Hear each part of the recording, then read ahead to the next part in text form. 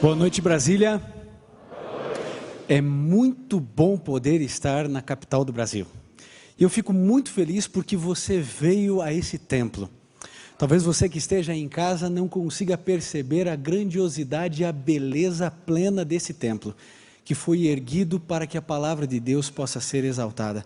Mas muito obrigado pela sua participação, por você se interessar de estudar na palavra de Deus um tema tão delicado, tão importante como esse da família. Família, sonho de família, a felicidade que eu e você sempre quisemos.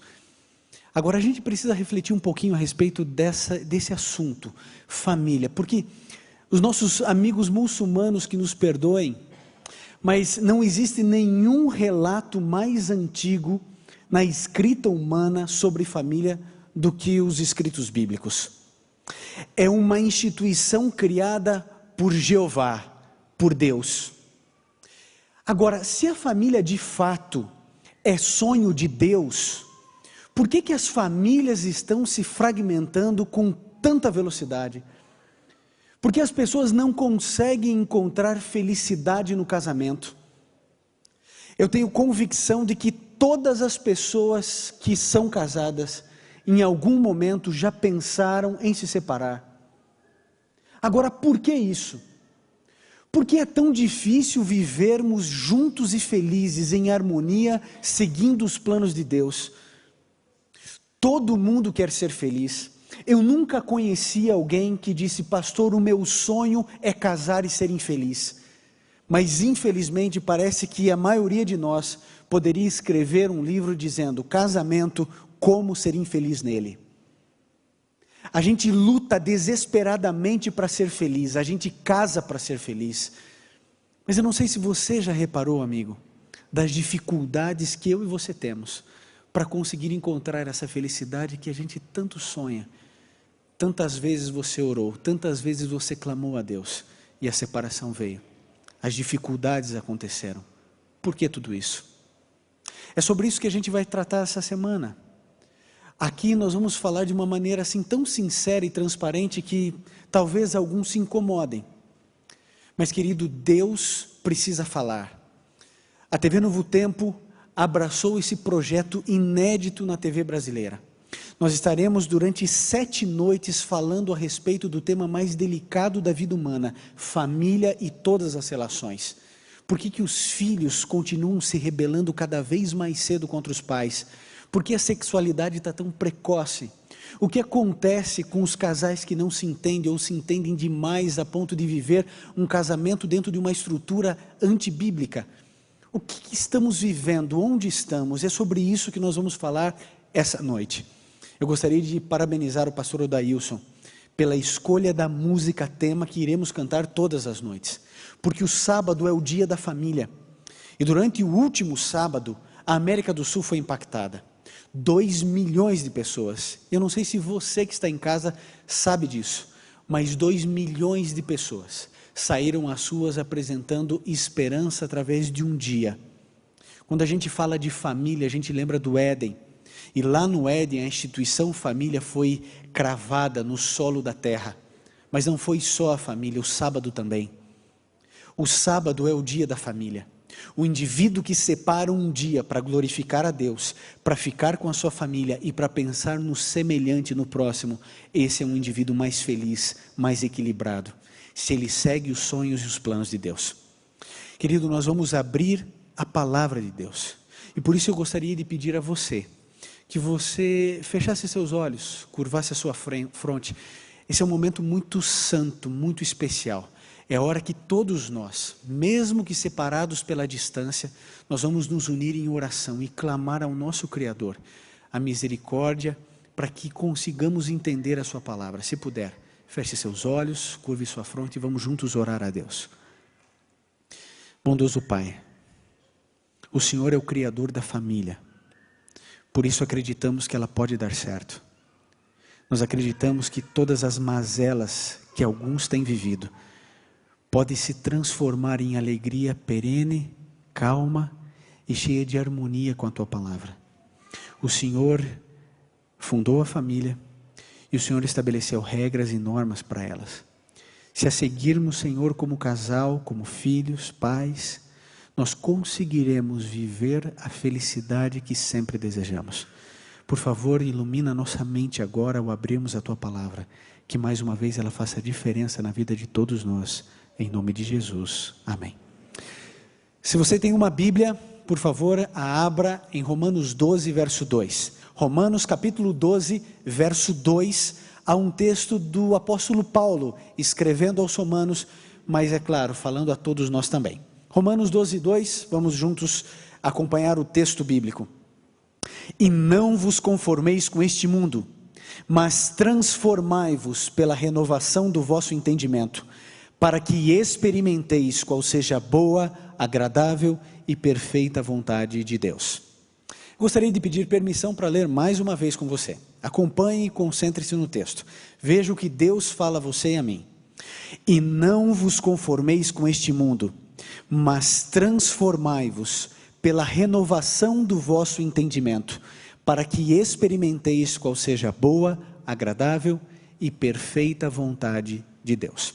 O apóstolo Paulo aqui, ele trabalha 3 pensamentos em um único verso bíblico. A primeira delas: não se conforme com esse mundo. É o conselho bíblico para você e para mim. O que Paulo está dizendo a você é: não acredite em nada do que está convencionado. Nós, como cristãos, sempre andaremos na contramão do mundo. O que é comum, normal, aceitável, diferente, globalizado para o mundo, muitas vezes é contrário àquilo que a Bíblia diz. O apóstolo Paulo desenvolve uma segunda ideia dizendo: nós precisamos passar por um processo de transformação da nossa mente, uma reprogramação mental, para aí sim, a terceira ideia, experimentarmos a vontade de Deus para a nossa vida. 3 ideias, acredito que ficou claro para você que está nos assistindo. Bom, o apóstolo Paulo diz para você: não se conforme com esse mundo. Ele está dizendo: você precisa de uma transformação mental, uma reprogramação mental, e só então você entenderá qual é a boa, perfeita e agradável vontade de Deus para a sua vida, porque você nasceu, qual é o propósito, o sentido da sua vida. Vamos então segmentar isso para ficar bem claro e bem didático. A primeira coisa é não se conformar com o que está aí. Para a gente entender onde nós estamos, nós precisamos voltar um pouquinho no passado e historiar para compreendermos por que a nossa sociedade pós-moderna chegou onde chegou e por que as relações familiares estão tão destruídas e esfaceladas. Bom, o ser humano sempre buscou a verdade. Nós cristãos acreditamos que a verdade está na palavra de Deus, na Bíblia. Mas o ser humano, ele sempre buscou a verdade na Bíblia, em outros valores, em outros princípios e normas. Mas como humanidade, buscamos a verdade durante muitos séculos, durante muito tempo. E durante toda a Idade Média, o ser humano buscou a verdade através da fé, através da religião. O problema é que todos nós conhecemos história. A religião era unificada com o Estado e a Bíblia não estava na mão do povo. Por isso, qualquer líder religioso poderia falar qualquer coisa em nome de Deus e todos tinham que aceitar. Lembrem-se, Gutenberg ainda não existia, Lutero não surgiu para traduzir a Bíblia na língua do povo. E o que acontece? Apenas aqueles que entendiam hebraico, grego ou latim tinham condições de entender o que estava escrito na Bíblia. Mas os poucos exemplares que existiam estavam literalmente acorrentados nas masmorras das igrejas e pouquíssimas pessoas tinham acesso. Mesmo os clérigos tinham dificuldade de chegar e ter acesso à palavra de Deus.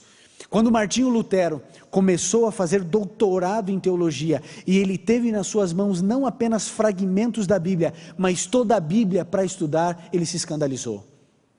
E lá na igreja de Gutenberg, ele coloca as 95 teses da justificação pela fé, e ali começou uma das grandes revoluções intelectuais, filosóficas e religiosas do mundo de até então. Porque agora ele descobriu que não adiantava comprar com dinheiro prata e ouro perdão dos nossos pecados, que não havia na Bíblia base para o indivíduo comprar um pedaço de terreno no céu. E quando o iluminismo começa a dar força para a reforma religiosa, e a estrutura religiosa vigente da época começa a se fragmentar, abre-se espaço para a razão. E a gente tem que dar um grande desconto a Voltaire, Kant, Rousseau, quando eles negavam a Deus, quando eles se posicionavam ateístas, porque eles negavam que Deus, o Deus de sua época, de sua geração, de tudo aquilo que eles viam, não o Deus que talvez eu e você hoje conheçamos. Talvez se Marx nascesse hoje, ele fosse um teísta, pela capacidade e envergadura intelectual que tinha. Agora, quando a razão começa a criar espaço e a ciência começa a deslumbrar-se sem ser ameaçada de morte, o ser humano muda a metodologia e diz assim: vamos buscar a verdade ainda, só que agora através da razão. Muda-se, não é mais pela fé, não é pela religião, agora é pela razão. E achou-se e creu-se do fundo da alma humana que a razão traria paz, alegria, prosperidade a todos nós. Mas o que foi visto? Veio a Revolução Industrial e veio também a Primeira Grande Guerra Mundial na década de 20. A razão que tentava dizer o que era certo, o que era errado, o que era verdadeiro, o que era falso, percebeu que 20 anos depois surge a Segunda Grande Guerra Mundial. E 20 anos depois, na década de 60, encontramos uma nova guerra agora do Vietnã. Em todas elas, o povo norte-americano envolvido. Todos nós sabemos de que esse é um povo guerreiro. A abolição da escravatura americana se deu com um banho de sangue, a independência deles da mesma forma. Todas as grandes guerras modernas, os Estados Unidos estavam envolvidos. E como os grandes influenciadores da humanidade e da forma e estilo de vida humano, os Estados Unidos perceberam uma coisa na década de 60 como nação: mulheres, crianças, idosos se arrependeram de mandar os seus jovens para o Vietnã. Por quê? Porque na década de 20, o que se constatou era que os americanos foram ceifados pela guerra. Na década de 40, os filhos desses pais agora foram mortos.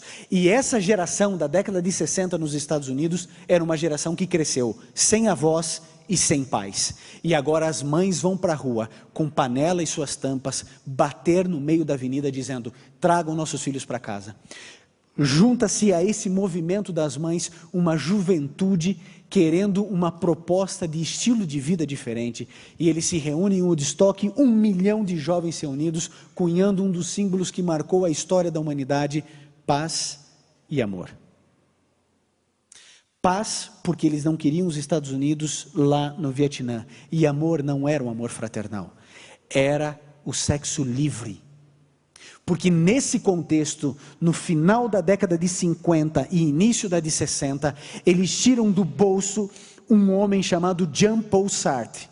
E agora esse homem, pai do humanismo e do existencialismo, vem com uma teoria totalmente diferente da onda racionalista, dizendo: gente, não importa a verdade. E ele diz: não há verdade. A verdade é pessoal. O que importa é a sua existência. Por isso, existencialismo.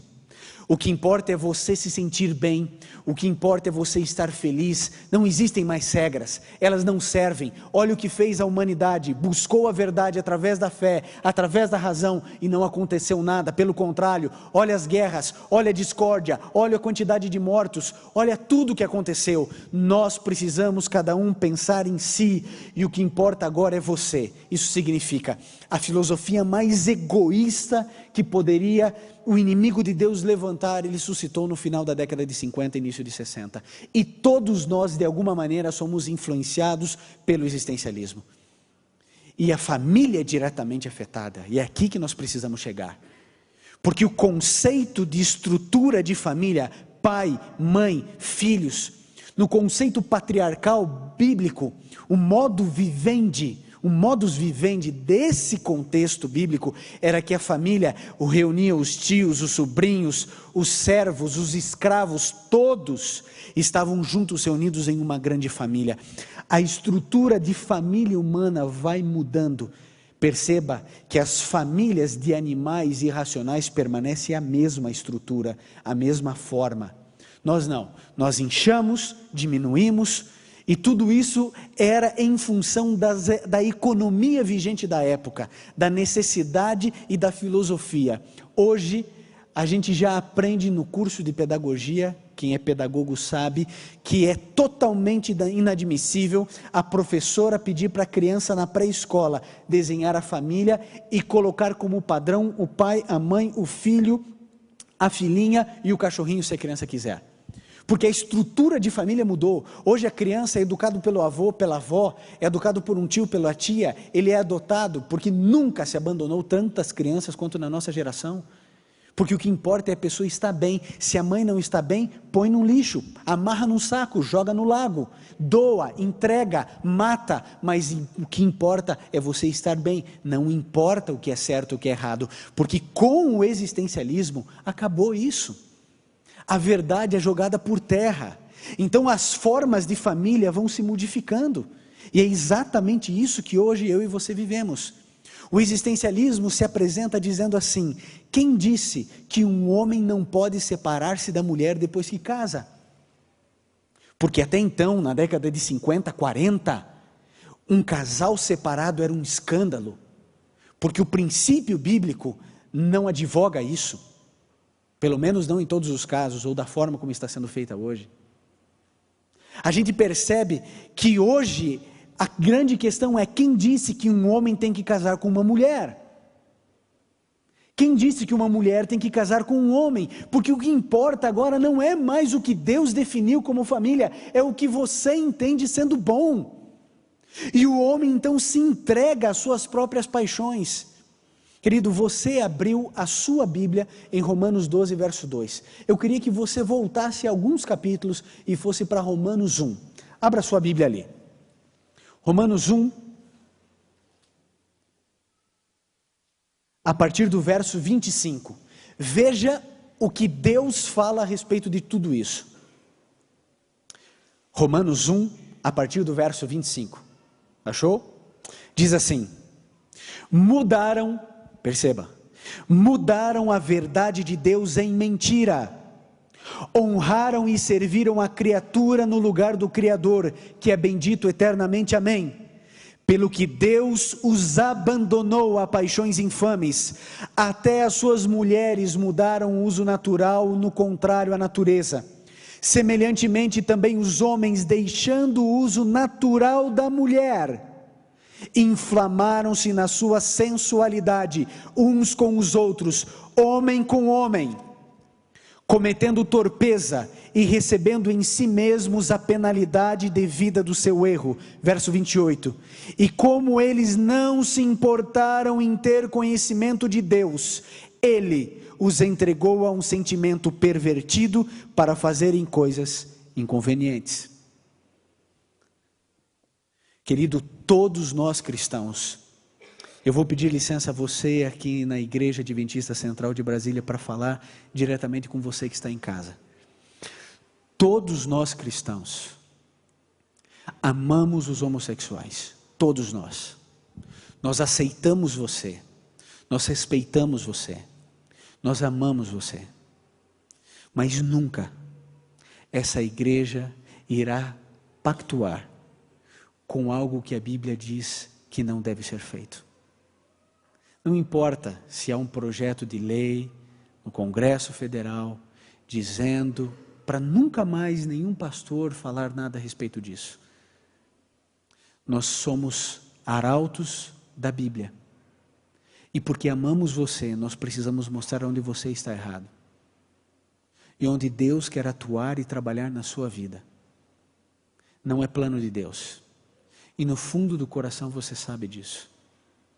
Há uma pesquisa nos Estados Unidos que apresenta que 93% daqueles que se declaram publicamente homossexuais já tentaram, já se esforçaram, ou pelo menos já pensaram em lutar contra o homossexualismo, porque no fundo, querido, você sabe que esse não é o plano de Deus para você e para a tua vida.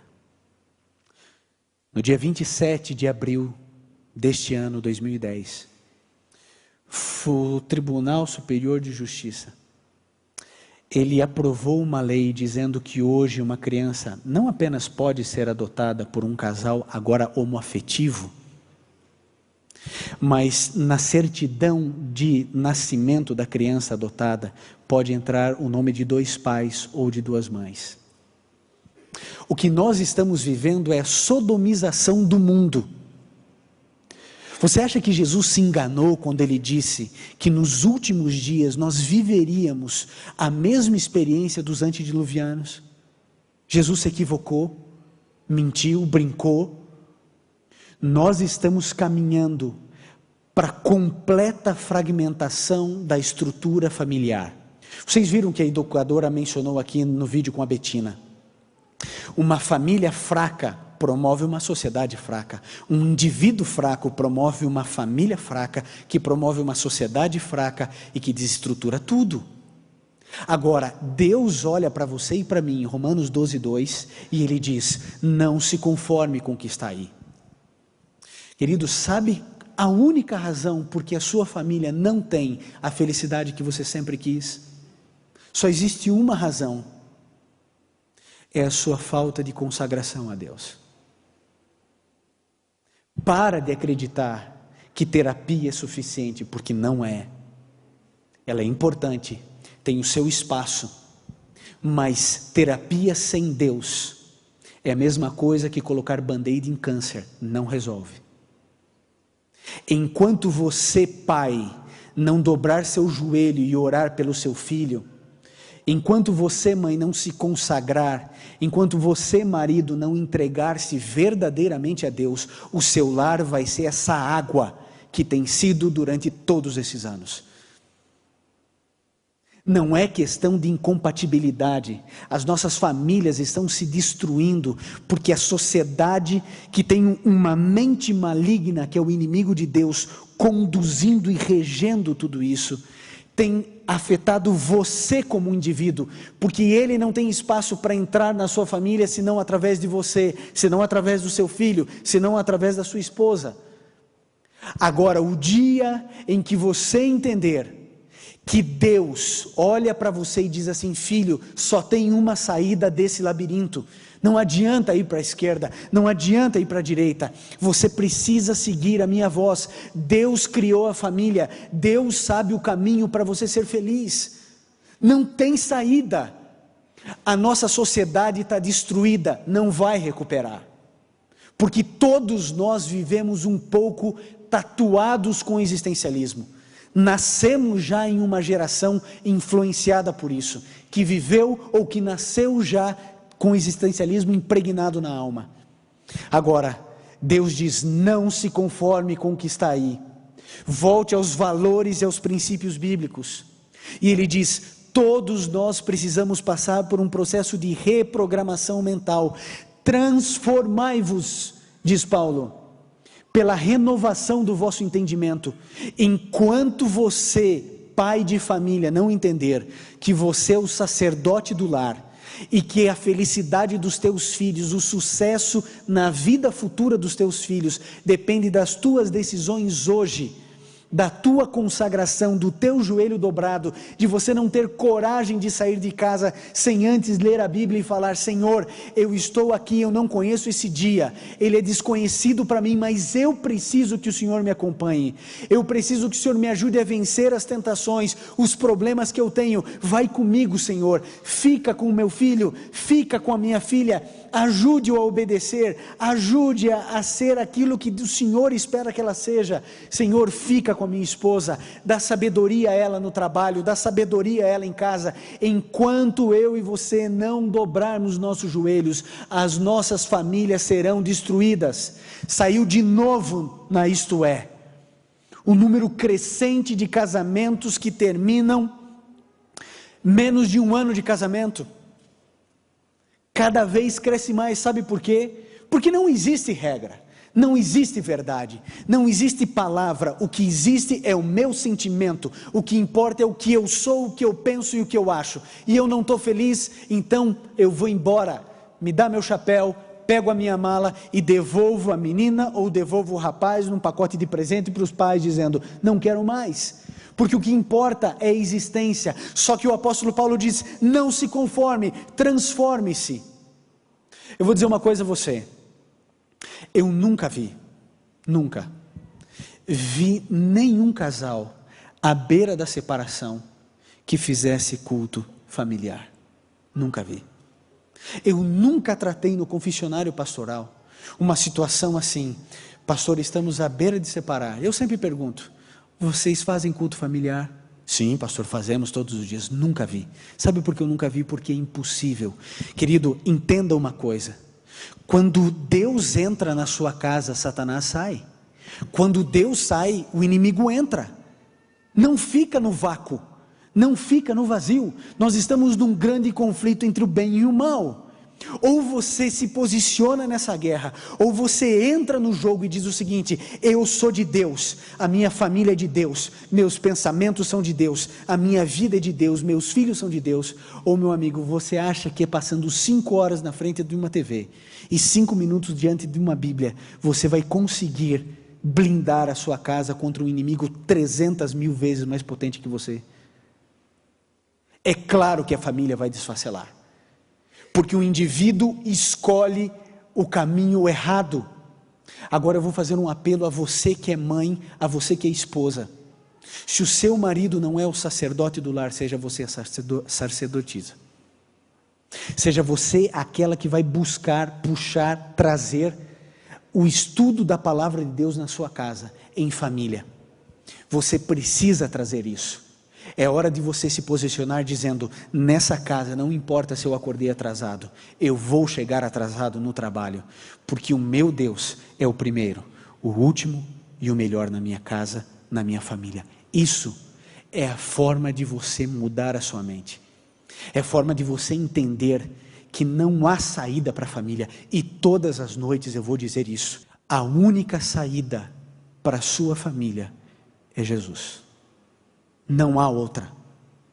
Não existe outra. Uma semana como essa não vai definir o sucesso da sua família. Uma terapia de casais não vai resolver o problema da sua família.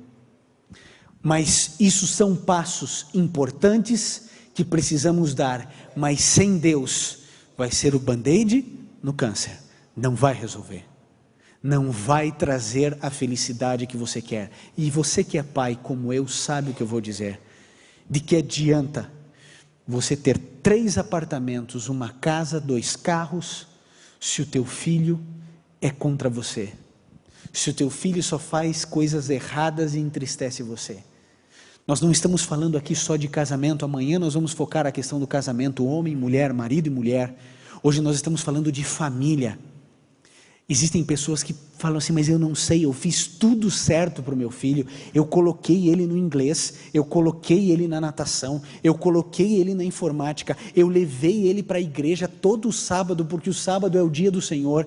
E se você que está assistindo não sabe disso, se você que está ouvindo ainda não sabe que o sábado é o dia do Senhor, querido, abra sua Bíblia em Êxodo 20, em algum momento na sua casa, e você vai ver que os mandamentos escritos pelo dedo de Deus, o 4º mandamento fala a respeito do sábado. Você vai descobrir em Gênesis 2, 2 e 3 que Deus instituiu o sábado na criação, e é por isso que milhões de pessoas, entre adventistas e judeus, guardam esse dia. São mais de 30 milhões de homens ao redor do mundo que observam esse dia como o dia da família. E as pessoas pensam assim: mas eu levei no dia do Senhor o meu filho à igreja, e ele não quer saber de Deus, ele não quer saber de religião. Querido, tira a máscara. Me diga quantas vezes você na infância fez culto familiar com teu filho, quantas vezes você desligou a TV, ou você não permitiu que ele assistisse algo e disse: filho, agora é a hora de estarmos juntos em família com Deus. Quantas vezes você, antes de tomar o desejum, abriu a inspiração juvenil, meditação, a Bíblia, e disse: filho, vamos pedir a Deus orientação. E aí quando chega na juventude, aí o indivíduo fala assim: mas o que foi que eu fiz de errado? Querido, educação é muito mais do que colocar o teu filho em uma escola boa. É muito mais do que você falar eu te amo. Educação é você mostrar no caminho. A Bíblia diz: ensina a criança no caminho em que deve andar. Não é o caminho, é no caminho. Tem que caminhar, tem que estar junto, tem que viver junto. Essa semana eu conversava com uma mãe muito especial, e ela dizia que o filho mais novo dela Ele assim é muito expansivo, muito alegre, muito feliz e muito adrenalizado e quase não tem tempo para nada. Sabe o que essa mãe faz? Ela diz assim: filho, vai comendo enquanto eu vou lendo aqui um trecho da Bíblia para você. Enquanto você está no carro, eu estou lendo para você. Porque ela respeita a individualidade e o temperamento do filho, mas ela diz: meu filho não pode ficar sem a palavra de Deus, não pode sair de casa dessa maneira. Querido, isso é compromisso com o filho. E a Bíblia diz: agora você vai experimentar a vontade de Deus.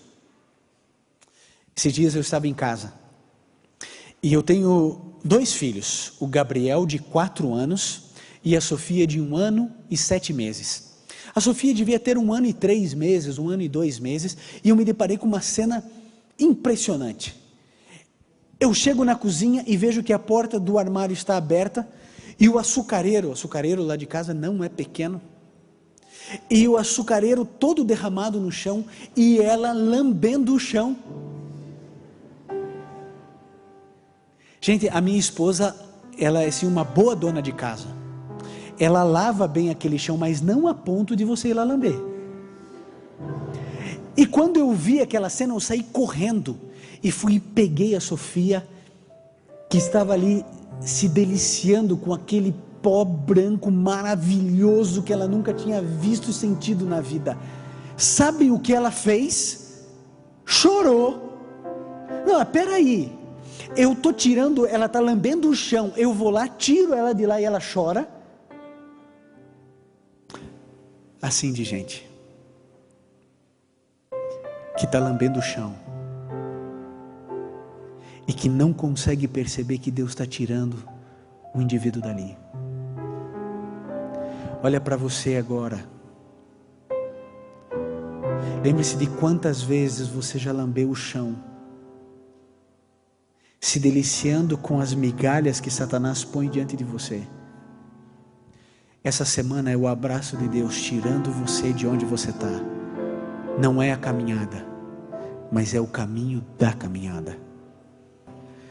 Mas você precisa tomar uma decisão hoje, de pelo menos permitir Deus falar com você hoje.